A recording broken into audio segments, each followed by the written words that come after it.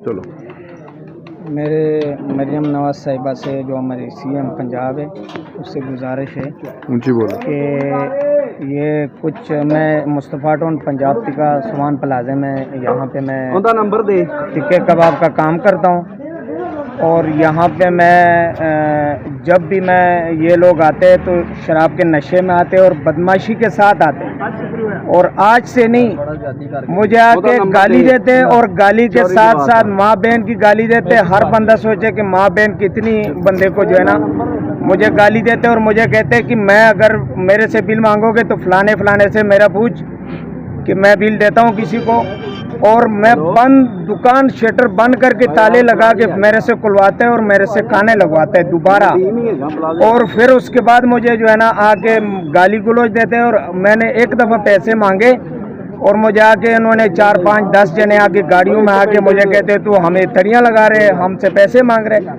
और मेरे ये हालत किया।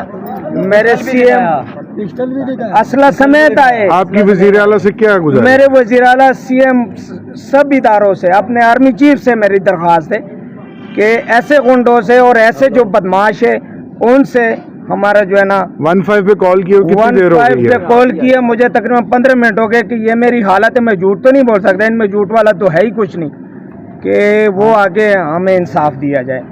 और कितने बंदे थे?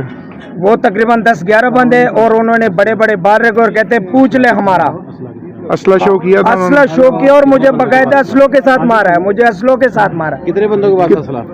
4-5 के साथ ऐसे सारे जो है ना ऐसे करके नंबर मिला।